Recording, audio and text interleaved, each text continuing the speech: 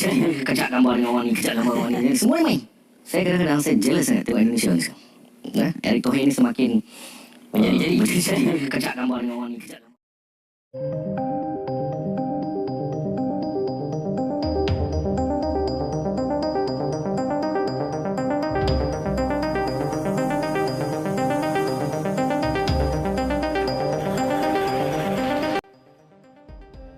Sebut Indonesia suka bikin rusuh di stadion.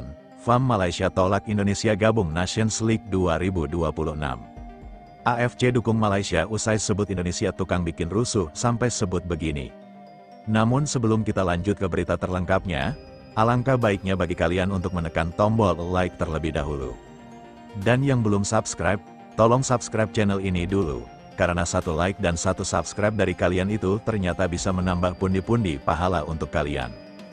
Dan bagi orang baik yang sudah subscribe dan like channel ini, saya pribadi ucapkan terima kasih dan yuk, langsung saja kita ke pembahasannya.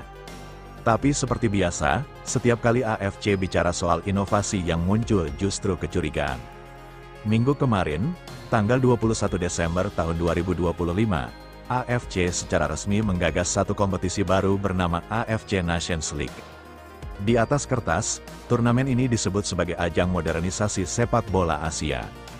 Meniru konsep Nations League ala Eropa dengan dalih meningkatkan kualitas pertandingan antar negara. Tapi publik Asia sudah kebal dengan narasi manis semacam itu, karena hampir setiap agenda besar AFC dalam satu dekade terakhir selalu berakhir pada satu benang merah yang sama, kepentingan, uang, dan kekuasaan. AFC Nations League diklaim akan menjadi solusi atas minimnya laga kompetitif di kalender internasional Asia. Negara-negara akan dibagi ke dalam beberapa divisi bertanding home dan away, lalu ada sistem promosi dan degradasi. Kedengarannya rapi, kedengarannya profesional. Tapi ketika skema ini ditarik ke kondisi nyata sepak bola Asia, masalahnya langsung menumpuk. Asia bukan Eropa. Jarak tempuh antar negara ekstrim dari Asia Timur ke Timur Tengah bisa belasan jam penerbangan. Liga domestik di banyak negara masih belum stabil. Pemain kerap diperas habis tanpa jeda pemulihan yang masuk akal. Dan di tengah semua itu, AFC justru menambah satu kompetisi baru yang memakan banyak slot kalender FIFA. Banyak federasi mulai mempertanyakan ini turnamen sebenarnya untuk siapa? Untuk pengembangan pemain atau untuk kepentingan komersial AFC dan mitra-mitranya? Karena realitasnya, AFC Nations League justru semakin mempersempit ruang pemain. Jadwal makin padat, resiko cedera meningkat, dan laga-laga yang dimainkan belum tentu punya nilai teknis tinggi. Negara kuat ketemu negara lemah lalu dibungkus seolah pertandingan elit, padahal kualitasnya timpan dan manfaatnya minim. Disinilah mulai terlihat retakan besar. Tiga raksasa Asia, Jepang, Korea Selatan, dan Iran disebut terang-terangan menolak pembentukan kompetisi ini. Bukan menunda, bukan mengkaji ulang, tapi menolak. Sikap ini jarang terjadi, apalagi dari negara-negara yang selama ini jadi wajah sepak bola Asia di level dunia.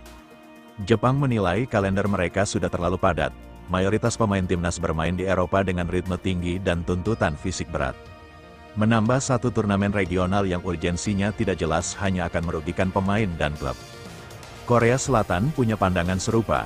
Mereka lebih memilih laga uji coba berkualitas melawan tim top dunia daripada terjebak di kompetisi regional yang nilai sportivitasnya dipertanyakan.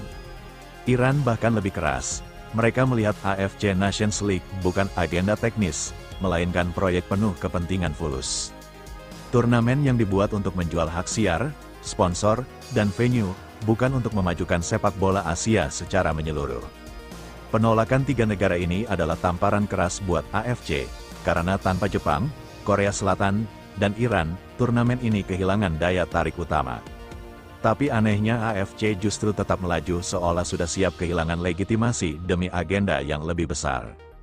Dan agenda itu mulai terlihat jelas ketika bocoran format mulai muncul. Meski namanya Nations League Asia, fase krusial seperti semifinal dan final disebut-sebut akan kembali dipusatkan di Qatar dan Arab Saudi. Lagi-lagi dua negara itu, pola lama diulang. Venue elit, stadion bawah, dan semua sorotan tertuju ke kawasan Teluk. Banyak negara anggota akhirnya buka suara, kenapa selalu Qatar dan Saudi, kenapa negara lain tidak pernah diberi kepercayaan yang sama. AFC dianggap terlalu menganak-anakan dua negara ini, seolah Asia hanya berputar di sekitar mereka. Alasan resmi selalu soal infrastruktur dan kesiapan, tapi publik tahu di balik itu ada kekuatan finansial yang sulit dilawan. Protes mulai mengalir, meski kebanyakan masih disampaikan secara tertutup karena di AFC terlalu vokal bisa berujung sanksi halus. Tapi ketidakpuasan itu nyata, negara-negara merasa hanya dijadikan pengisi kuat, sementara panggung utama sudah dipesan sejak awal. Di tengah kisru ini, posisi Indonesia justru jadi sorotan. Indonesia disebut-sebut masuk radar penting AFC Nations League, basis supporter besar, rating tinggi, engagement publik luar biasa. Secara komersial Indonesia adalah tambang emas, tapi justru di titik ini drama baru meledak. Malaysia disebut melakukan manuver dengan menghasut AFC agar Indonesia tidak diikutkan dalam turnamen baru itu. Usulan ini bocor ke publik dan langsung memicu marah. Tidak ada penjelasan resmi, tidak ada alasan teknis yang jelas. Yang terlihat hanya rivalitas dan manuver politik murahan. Isu ini langsung viral, netizen Asia Tenggara bereaksi keras. Banyak yang menyebut ini bukan lagi persaingan di lapangan, tapi upaya menjegal lewat jalur belakang. Ketika prestasi tidak bisa bicara, lobi dan hasutan jadi senjata. Komentar Buset dah bahkan terasa terlalu sopan karena yang terjadi dianggap mencederai semangat kompetisi. AFC pun kembali dipertanyakan kenapa isu seperti ini bisa muncul. Kenapa federasi tertentu seolah diberi ruang untuk mempengaruhi keputusan besar. Indonesia sendiri berada di posisi sulit. Ikut berarti menambah beban jadwal dan resiko pemain. Tidak ikut bisa dianggap menolak agenda AFC. Di sisi lain, Indonesia masih fokus membangun fondasi sepak bola jangka panjang, bukan sekedar mengejar turnamen tambahan yang manfaatnya abu-abu. Pada akhirnya, AFC Nations League menjadi simbol masalah lama AFC. Transparansi minim, kepentingan finansial dominan, dan keadilan kompetisi yang terus dipertanyakan. Ketika raksasa Asia menolak, ketika negara anggota protes, dan ketika hasutan antar federasi terbuka ke publik, AFC justru diuji. Apakah AFC akan mendengar suara mayoritas atau tetap memaksakan agenda sambil berharap uang dan kekuasaan bisa menutup semua kritik? Kalau melihat rekam jejak AFC selama ini, publik Asia sudah punya jawabannya sendiri.